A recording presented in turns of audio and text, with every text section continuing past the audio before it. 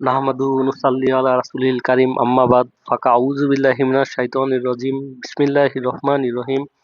আজকে আমরা একটা জগৎ বিখ্যাত কিতাবের ভূমিকাংশ নিয়ে আলোচনা করব। এই কিতাবটি হচ্ছে কাশফুল মাহজুব। হযরত দাদাগঞ্জ বক্সী রহমতুল্লাহ আলাইহির এই কিতাবটি পারস্য এবং অন্যান্য রাষ্ট্র সহ প্রায় প্রতিটা রাষ্ট্রেই এই কিতাবটা অধ্যয়ন করা হয়। আজকে আমরা এটারই একটা ভূমিকার অংশ নিয়ে আলোচনা করব। আপনারা শুনুন, ভালো লাগবে। পবিত্র কুরআনুল কারীমের বিশেষজ্ঞ ও গবেষকগণ মনে করেন এই আসমানী সর্বশেষ মহাগ্রন্থটি নাজিল হয়েছে পবিত্র মক্কা নগরীতে ও মদিনায়। এই গ্রন্থটি অসাধারণ মধুর কণ্ঠে তেলাওয়াত করেছেন পারস্যের মানুষেরা। এর উদার প্রেমময় ব্যাখ্যা করেছেন পারস্যের মানুষেরা। আর পবিত্র কুরআনুল কারীমের ব্যাপক তাফসীর করেছেন ভারতীয় উপমহাদেশের লোকেরা। পৃথিবীব্যাপী এর ব্যাপক প্রচার ও প্রসার রয়েছে। আর তাসাউফ জগতের এক মহান শিক্ষক সাধক আবুল হাসান আলী বিন ওসমান জুবেরি হাজারী গজনবী রহমতুল্লাহ আলাইহি এই শাস্ত্রের প্রাচীনতম গ্রন্থ হিসাবে কাশফুল মাহজুব লিখেছেন। এই কিতাবটি হযরত খাজা মঈনুদ্দিন চিশতি সানজাবী রহমতুল্লাহ আলাইহি তার সম্পর্কে বলেছেন, মানে যে কিতাবের লেখক তার সম্পর্কে খাজা হুজুর বলেছেন,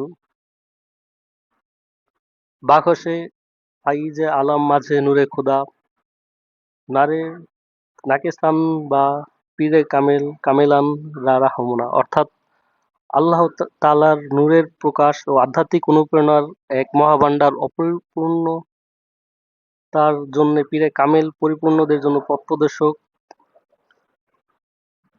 ফার্সি ভাষার বিখ্যাত সুফি তত্ত্বের আকীদা ও আমল নির্ভর করে এই গ্রন্থটির উপর। এই গ্রন্থটি আসলেই ভিন্ন রকম। অনেকে মনে করেন যে এই গ্রন্থটি তাসাউফের আদি কিতাব বা আকীদার কিতাব হিসেবে মূল্যায়ন করা হয়। অন্যভাবে বলা যায় ফার্সি ভাষায় লিখিত সুফি তত্ত্বের আদি নিদর্শন এই কিতাব। এই গ্রন্থটি মূল্যায়ন প্রায় হযরত জুবেরি রহমতুল্লাহ আলাইহির প্রায় ৭ দশক পরে পৃথিবীখ্যাত আলেম ও সুফি সাধক ফরিদ উদ্দিন আতার নিশাপুরী রহমতুল্লাহ আলাইহি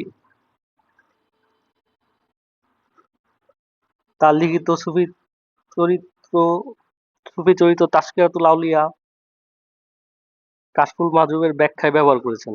এছাড়া ভারতীয় উপমহাদেশের প্রায় প্রত্যেকটা সুফি ঘরানার লোক এই কিতাবকে মানে নিজেদের আদি প্লাস রুহানির ব্যাপারে উল্লেখ করেছেন, যে রুহানি কেউ যদি জানতে চায় বা রুহানি কেউ পথপ্রদর্শক চায় এই কিতাব তার সেই ভূমিকা রাখে। কাশফুল মাহজুব নিয়ে লেখা অধ্যাপক নিকোলাস লিখিত গ্রন্থ আল হুজাইবিরি রিভিলেশন অব দ্য মিস্টরি অফ কাশফুল মাহজুব। প্রাচ্য পণ্ডিতদের মতে তিনি দৃঢ়তার সাথে দাবি করেন কোনো অসঙ্গতি নেই। তিনি বলেন, Sufism was thoroughly constant with the principle of ইসলাম।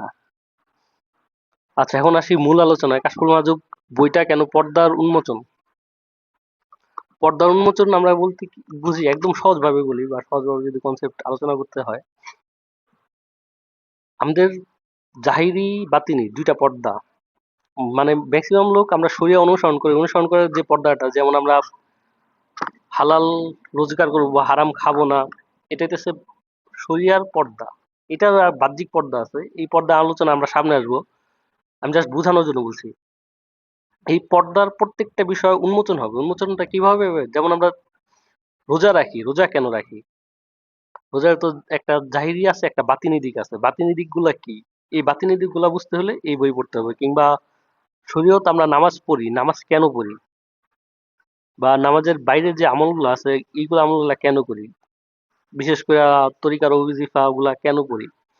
এই আলম এই আমলগুলো সহজভাবে মানুষের অভ্যন্তরীণ যত নফস দমন আছে, অনেকে মনে করে যে শুধু নফসে আম্মারা, তা না। নফসের সকল বিষয়ই মানুষকে আবদ্ধ করে। এই আবদ্ধতা তখনই আসবে যখন মানুষ ওই পরিপূর্ণভাবে শরিয়া অনুসরণ করবে। এখন যে শরিয়া অনুসরণ করে না তার কাছে কিসের মারফত? আমাদের সমাজে তো দেখা যায় এই শ্রেণীর লোক এখন ব্যাপক। আমরা জেনে বুঝে বা মেনে না মেনে এদেরকে অনুসরণ করি। অনেকে নামাজ পড়েই না, অথচ আমরা তাদেরকে ফলো করি। অথচ কুরআন হাদিসে কেউ বলা নাই যে এমন কোন লোক ধরো না যারা মানে অন্ততপক্ষে হুজুর পাকের সুন্নাহ অনুসরণ না করে। এরাই তো ইমাম হবে যারা হুজুর পাকের পরিচিত সুন্নাহ অনুসরণ করবে। এখন এই অনুসরণের সংখ্যা কেন আমাদের দেশে কম?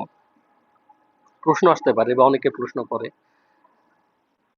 এই অনুসারী সংখ্যা মূলত সেই সময় থেকে যখন কাশমুল ওয়াজুদ হযরত দাতাগঞ্জে বক্স রহমতুল্লাহ আলাইহি লিখেছিলেন, তখন তিনি দেখছিলেন যে সমাজে এক শ্রেণীর পীর বলা হয় বা পীর বা কি বলে শায়েখ বলা হয়, এরা নিজেদেরকে সুফি দাবি করে কিন্তু প্রকৃত ইসলামের তাসাউফ অনুসরণ করে না। এমন আপনি বাংলাদেশে প্রতিটা দরবার খুললে পাবেন, মানে ম্যাক্সিমাম দরবার গুলোতেই দেখবেন যে শরিয়া ব্যতীত মারফাত আছে। যে মানে অনেকেই মনে করে যে এই ধরনের কনসেপ্ট ইসলামে নেই। সরাসরি বলছি এই ধরনের ইসলামে নেই। ইসলামে ভিন্ন। ইসলাম তাসাউফ শিখায় এভাবে না। তাসাউফ মূলত শিখায় একজন মুর্শিদ, যে তোমাকে শরিয়া শিখাবে, যে তোমাকে তরিকত শিখাবে, যে তোমাকে হাকিকত শেখাবে, যে তোমাকে মারফত শেখাবে। মানে টোটাল ৪টা সিট যদি ধরা হয় বা ৪টা সাইড যদি ধরা হয়, ৪টা সাইড সে সম্পূর্ণভাবে শিখাবে। এখন যে সম্পূর্ণভাবে শিখবে, জানবে, তার কাছেই তো প্রকৃত মারেফা আসবে। এখন যে শরিয়া অনুসরণ করে না, সে কিভাবে মারফা পাবে? প্রশ্ন না? এখন নেগেটিভ এনার্জি পাসবে বা তার ভিতর নেগেটিভ এনার্জির মাধ্যমে সে জানতে পারবে। অনেকে যেমন বাংলাদেশে একটা ব্যাপার কমন, সেটা হচ্ছে জিনের ব্যাপারটা।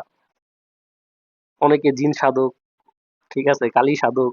এখন এইগুলার সাথে তো ইসলামের সম্পর্ক নাই। ইসলাম তো এইগুলা শিখায় না। ইসলাম শিখায় মানুষের রুহানি প্লাস বাতিনি, জাহিরি প্লাস বাতিনি, এই দুইটা সাইডই খুব সুন্দর সুনিপুণ চর্চা। এটাই তাসাউফ, এটাই ইসলাম। এই তাসাউফটা মূলত আমাদের সবারই বাহ্যিক চিন্তা চেতনা উদ্বুদ্ধ করে। মানুষ যখন কোনো কিছুর প্রতি আগ্রহ দেখায়, ধীরে ধীরে কোনো আমল করে, আমলটা যখন রানিং থাকে, ধরেন ৪০ দিন, ১২০ দিন, ১৬০ দিন, ওইটার প্রভাবেই তো কোনো নেগেটিভ শক্তি তার ভিতর আসবে না বা অন্যান্য কেউ ওইভাবে তাকে ব্লক করতে পারবে না, বা কালো জাদুর যে ব্যাপারগুলা এগুলো তো হবে না। কিন্তু যখনই এসবের বাইরে যে মানুষ ইসলামকে প্রশ্নবিদ্ধ করবে বা ইসলামের বাইরে থেকে যখন ইসলামের চিন্তা করবে, তখন তো হবে না। তো কাশফুল মাহজুব এই পর্দার উন্মোচন গুলা হুজুর দাতাগঞ্জে বক্স রহমতুল্লাহ আলাইহি একেবারে ধীরে ধীরে পরিপূর্ণভাবে বুঝিয়েছেন। এভাবেই কাশফুল মাহজুব গ্রন্থটি সবারই জন্য রুহানি পথপ্রদর্শক হিসেবে কাজ করে। যদি কোনো ব্যক্তির সহায়ক না থাকে, মানে তিনি যদি পর্দা নেন, তার ওজন কিভাবে বা সে না থাকলেই মুরিদের কি করা উচিত, এজন্য রুহানি ভাবে এই কিতাব কাজ করে। বলতে গেলে বইয়ের দিকের পথ প্রদর্শক যদি ধরা হয়, তাহলে কাশফুল মাহজুব সবার প্রথমে থাকবে। যদিও এছাড়া অনেক তাসফের অনেক কিতাব আছে যেগুলো অনেক হাই, কিন্তু এই কিতাবটি সবার জন্য উন্মুক্ত।